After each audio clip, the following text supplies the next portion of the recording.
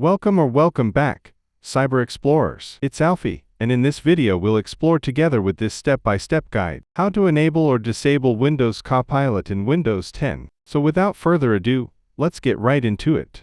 To enable or disable Windows Copilot in Windows 10, you can use the Group Policy Editor, Registry Editor, or even uninstall the app after July 2024 update. Here's a clean breakdown.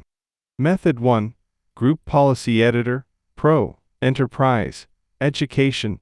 This disables Copilot system-wide. Press Windows key +R, type gpedit.msc, press Enter. Navigate to User Configuration, Administrative Templates, Windows Components, Windows Copilot. Double-click Turn off Windows Copilot. Choose Enabled to disable Copilot. Disabled or not configured to enable it. Click Apply and OK. Restart your PC to apply changes.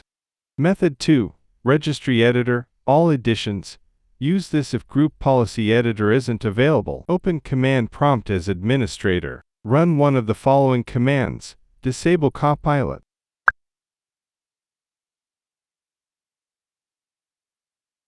Enable Copilot.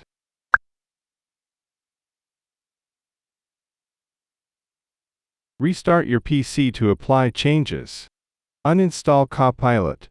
Windows, the 10th of July 2024 update or later. If Copilot is installed as a standalone app, go to Settings, then Apps, then Apps and Features. Find Copilot, click Uninstall, confirm removal.